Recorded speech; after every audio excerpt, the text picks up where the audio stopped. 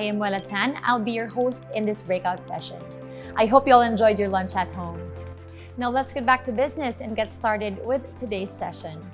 I'm sure you're all looking forward to the presentations of our guest speakers. The things they will be sharing with us today will certainly come in handy as you create your strategies and strengthening the cybersecurity of your respective organizations. So let's get started with our first speaker. Our first speaker is the Regional Vice President of Tanium, a cybersecurity and systems management company. With over 25 years in the IT and cybersecurity industry, he has worked with the largest enterprises, governments, and organizations of all sizes, including those with the most complex ecosystems and requirements. He focuses on driving the strategic security initiatives for organizations, helping them to achieve their business outcomes in the process. Our speaker is responsible with setting up Tanium's ASEAN operations, bringing its disruptive innovation to organizations here to deal with the evolving cyber landscape. Ladies and gentlemen, please welcome Tanium Regional Vice President, Mr. Alvin Tan.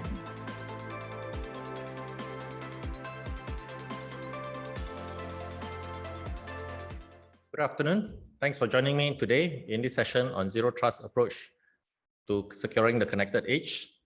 My name is Alvin, and I'm the Regional Vice President of Tanium.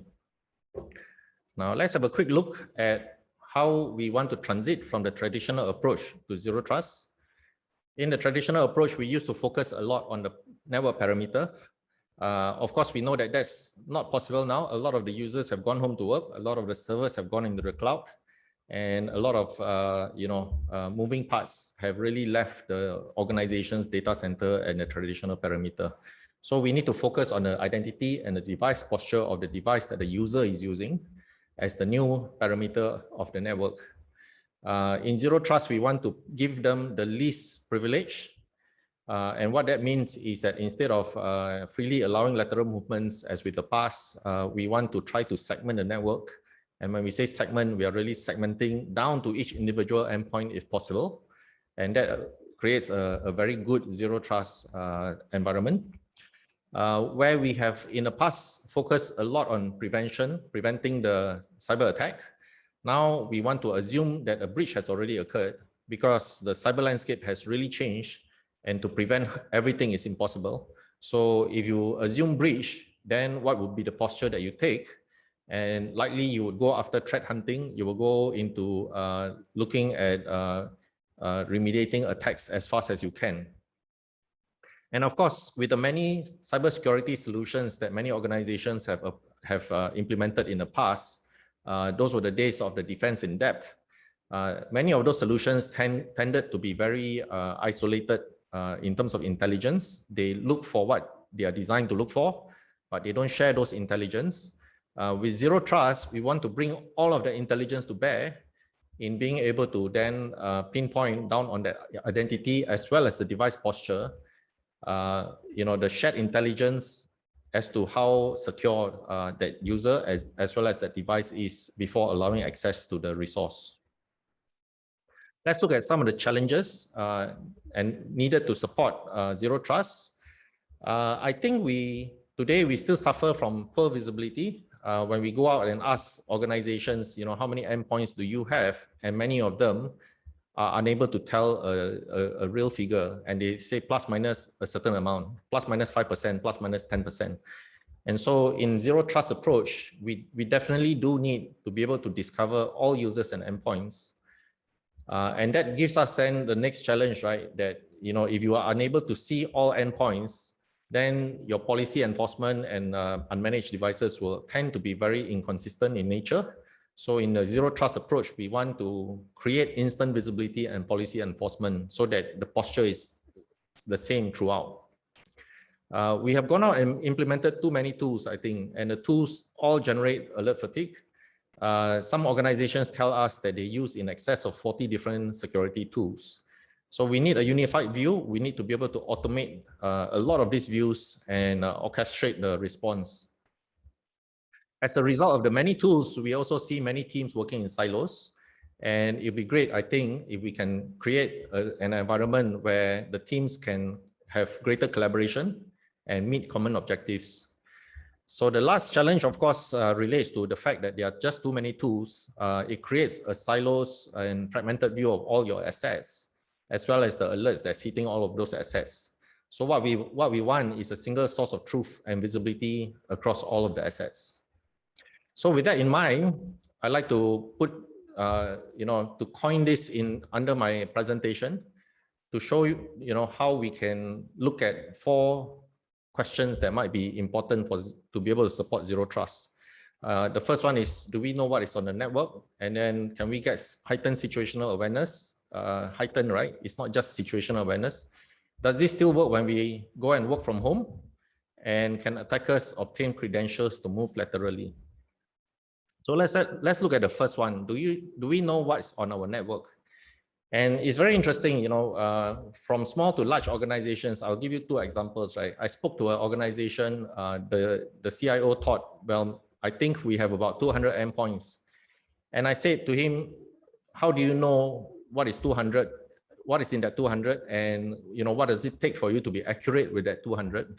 And he says, well, I'll probably set up a few teams, 4 or 5 people, go out and sure, they manage their own products. So the product will already tell them how many endpoints, but they need to go and certify and verify. So they will go out and they will tabulate the assets, and then they'll come back and they'll correlate with each other. And after about 4 weeks, maybe we'll know exactly how many endpoints we have. So that's just for a very small environment of 200 endpoints. And then we may reach a larger environment. So I had an old friend who joined an organization, 500,000 endpoints or so they think, and his job, well, in a larger organization, the job tends to be very narrow. So his job was to go protect the data of all the applications. And in protecting the data, he needs to know what applications, right? If the applications are accessing data from flat files, you got to encrypt the file. If it's accessing data from database, you cannot encrypt the data in the database. So you need to create a tokenization type of solution to hash the value in the database. So then that boils down to the next question to say, hey, do you know how many applications your organization have? And he says, in order to get that done, he'll have to go and interview all of the application owners and the project managers. And as part of that interview, find out from them what applications they have and how the applications use data. So I said, how long will it take for you to do that? And he says, well, probably 4 to 5 months. 4 to 5 months just to get an information on what applications is running and what type of data they use, and still being unable to verify whether any of the project managers forgot about an application that might be, still in use, but not on a high radar profile, right? That it could be quite easily forgotten. So do we really know what is on our network? And I'll say we actually do need to know, and we need to know instantaneously. 4 to 5 months is far too late for us to be able to try to create a solution around how to protect. So let's look at how we can go around to gain visibility of all assets, right? I think in talking to many customers, one popular way is a central scan. It is easy to use. You put an appliance in the network, the appliance will just scan. After it scans, it'll tell you the results, and it'll try to do some continuous scan. But the setback is that you cannot do scans on a very frequent basis because every scan will add to the network traffic. So you don't want to clog up your network, so you scan on an occasional basis. And then this type of network scans tend to be blocked by the security devices, right? The firewall will block some, the IPS will block some. New type of network traffic is quite unknown. Some behavioral network solution will also block you. So you can't get very accurate data. So to try to circumvent that, some solutions come along and say, hey, why don't we plant a probe in each subnet? And so for that, I liken it to having a housing estate where there's a guardhouse at the start of the estate, right, surrounding the perimeter of the estate. And the guardhouse will see the cars coming in and out of your premises. And then you ask the guardhouse how many people stay in your estate, and they probably can make a good guess because they can kind of see how many people in the car. But some cars will have more people, some cars will have less, and it'll be very hard still to get to an accurate count. So I postulate that the best way to get visibility of all of your assets is to create a neighborhood watch type of structure where each of your endpoint is the probe. And the endpoint will carry an IP address and they can scan the IP address next to it that happens to be vacant. So it's exactly like a neighborhood watch. When your neighboring house is empty, when you peep across the fence, you're more likely to know when a new set of neighbors move in, and you're most likely to know how many people will there be in that household. So if you can get an endpoint in each of your endpoint to be a probe, then you will find that that's the best way to gain visibility of all your assets. This is in asset discovery, right? So if you're able to discover all of your assets, the next thing you need to do is to be able to start with, to ask any question of your asset and get back answers, right? I would say this is very basic. In the internet, we have now raised a whole generation of people who get used to Google, and they Google the internet and they find answers almost on an immediate basis. So you need to know what's going on in seconds. In our environment, which we control, by the way, right? We ought to be able to be equally fast. So to be able to ask any questions related to your computers and to be able to get back answers fast is needed for zero trust. And once you know the answer, you should be able to then take action. Any action you need to take, you should be able to take so that you can remediate fast. So I talked about the ability, the posture now to think of us as having been breached. Then you should be able to ask questions, know, and act fast in relation to that breach. And taking the action fast will then mitigate your posture. So the last thing, of course, in this slide is that I want to say it's not just good enough to us know and act on a one-to-one endpoint basis. You need to be able to act with velocity and scale. So velocity meaning get it done in seconds or minutes, and scale meaning get your entire enterprise done all at one go, rather than to wait on a serial basis, one endpoint by one endpoint, right? Is far too slow. So this is needed. The next question that we want to answer is, can we get heightened situational awareness? Now, let me elaborate a bit on this, right? Situational awareness is not new. We have always said, let's do continuous monitoring and let's get situational awareness. In heightened situational awareness, we are basically escalating this to the next level. So let's have a look at how we try to do situational awareness in the past, right? I would say you have all your assets and you gather your data into a log. And the log, of course, can go into a storage for evidence, or it could also be used to correlate the events, and the SOC will use it together with a SIEM product. The SOC will use it to try to get insights onto any attacks that might be happening. Now, one of the issues here, of course, is that the more data you collect, the slower the entire insight, the correlation becomes very slow, and the SOC will not see the attack until much later. However, if you try to filter the data and not collect enough data, then one of the other side effects on the other extreme is that without enough data, you miss the attack completely.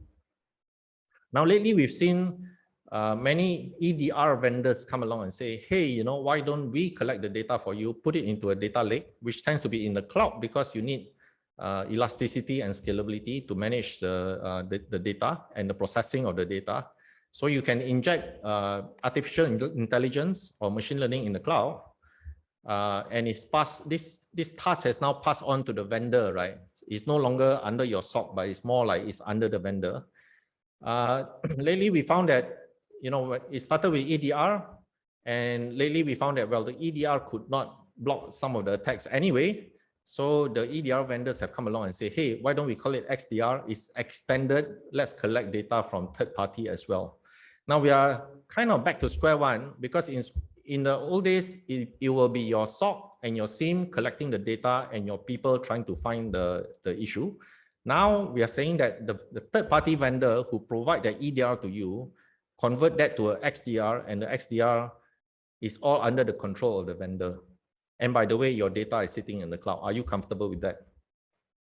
So if I come back to what we postulate earlier, working with the real-time data, right?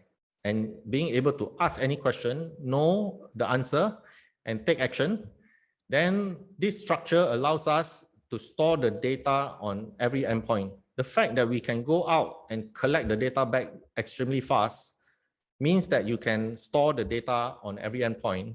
What that means, of course, is that you do not need extensive hardware on your data center. You don't need a lot of hardware in the cloud where you put your data and you worry about the data in the cloud. Now your data can sit in every endpoint. For about 1 gig of data, maybe you can 1 gig of data on every endpoint, maybe you can store enough recording of what went on in that data on that endpoint for 1 month. And what that means is that for a 12-month cycle, all you need is 12 gig per endpoint. So with 12 gig per endpoint, you can record enough information to collect back and to correlate and to automate a lot of the response, to take action against a lot of the standard type of attacks. And then meanwhile, this whole structure supports threat hunting and incident response. Let me elaborate a little bit on that threat hunting. In threat hunting, we're talking about really finding the problem, right, and the endpoint. You can ask a question, what process is running today that did not run the last 30 days? Now, either you have rolled out a new application, which you ought to know about, or something else is running that might be a malware, might be a ransomware, and you should be able to hunt it down. And in the action, you should be able to say, let's kill this process. So that's heightened situational awareness using real-time data. Now, does this whole thing still work when we work from home? Well, the data is now all gone out. 80% of your users have gone home to work. So does it work? So this is the traditional way that we work. Your users are the underneath of this slide is the users are in your environment. The servers are also in your environment on the right-hand side. But with the pandemic, what happened is that 80% of the users have now gone out and they are all working from home. So either, they are basically outside of your environment. And so what I say is that in order for this all to work now is that you need a management console that has a centralized infrastructure. You need one management console that's scalable without having many relay or distribution servers. In the past, in order to scale, you tend to put a distribution server on every location. That's not going to work now when the location is at home. And each of your homes, each of your employees' homes, right? So you need a centralized infrastructure that's powerful, a single console, and you need secure communication without having to lean on your VPN. And the reason why you must be able to do this without leaning on your VPN is that if your user does not dial into your VPN, then you've lost visibility of that user. So you need a secure communication infrastructure, maybe powered by a PKI key that's encrypted anyway. The management console will talk to your endpoint in an encrypted and secure manner. So that gives you a single source of truth, one single console, one single source of truth of what is going on. And I mentioned earlier as well, velocity and scale, right? Be able to reach out to all endpoints fast and be able to get back answers from all endpoints fast. So that's a requirement in order for this to work from home. And then as the work from home computer comes back into your environment to access corporate production software or resources, you want that user to be verified in terms of identity as well as in terms of device. And for that device, you want to be able to do baseline compliance, security software activated, signatures are the latest, scan for vulnerabilities, make sure that there's no vulnerabilities on those endpoints coming in, and the patching compliance, and maybe even down to whether that device has been issued by the company. So once you know that both the identity and the device posture pass the check, then you allow access for that user to access your application. And this is really zero trust in action, right? Let's come to the last question, which is, can attackers then obtain credentials to move laterally? Now, this is a very interesting concept because when I look at zero trust and when we talk about lateral movement, many customers have asked us, can you block that lateral movement? So I take that blocking as almost like a hammer approach, right? Security comes in, puts on the handcuff, and the user says, well, because you block, I can't do my job. So I always think security needs to be in the background, working and not hindering the productivity of the user. So when attackers are able to move laterally, usually it is because they are able to steal credentials. So let's have a look at how it works, right? Usually they can steal credentials. They hack into one computer, they dump the credentials that are stored in that memory. And using that credential, they hop onto the next computer and the next resource that the new credential has access to. So certain credentials that have over permissive rights are used to hop. So what we need is some sort of pen test, right, on your Active Directory. And I just say the Active Directory is many years in the making. Most of the time, many customers tell us, yes, we will add, but generally we will not subtract. So what do I mean by that? We will add users, we will give users rights when they ask for rights, and of course it goes through an approval cycle to say that they deserve that right. But sometimes those rights may be only needed for a certain amount of time, but we find that generally once given is never ever taken back. So there's a state of over permissive rights given to users. They get put into certain OUs, and then they have domain admin rights, and they use that to the attacker later on, once they steal the credential, will use that to hop. So let's look at your protection of the endpoint in general. We started off having known malware, known file attacks. Those were the days of the antivirus, right? And then anti-spyware came along, and customers say, hey, it's still not good enough. And the host IPS solution came along.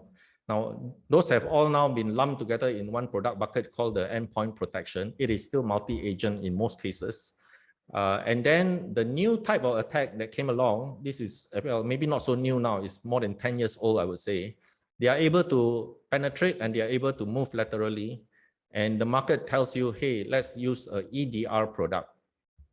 Now, I got to put this to you, right, that every attack, the community tells you, the vendor landscape tells you, go buy another product. But the product is probably already behind the attack. Because the attack happened, and the researcher goes and research and figure out, here's how the attack happens. They think of a creative way to block the attack. And then they come up with a new product. They sell that new product to you. You create a RFP to buy and create a project. The project gets 9 months, 10 months to implement. You're actually two years behind the attack by the time you implement the new product.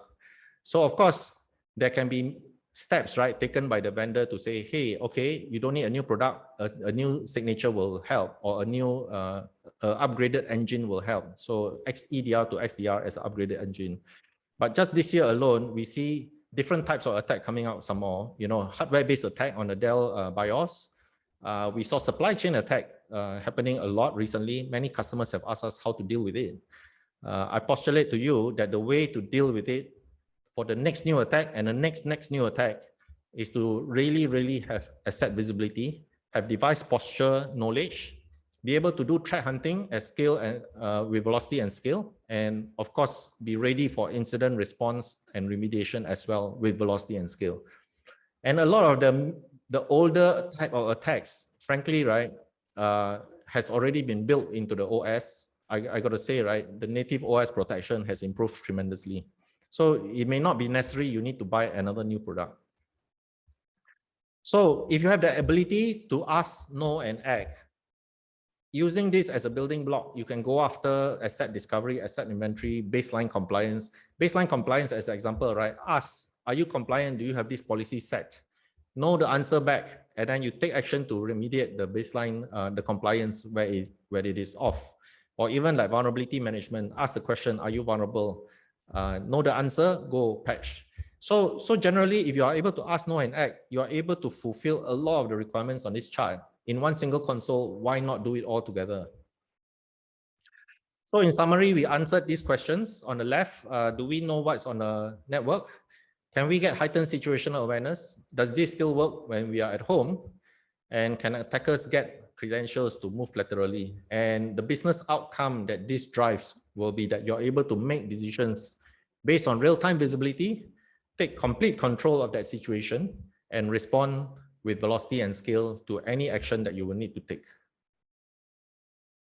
Thanks again for joining my session. My name is Alvin Tan. Please feel free to connect with me on LinkedIn using this QR code. Thank you.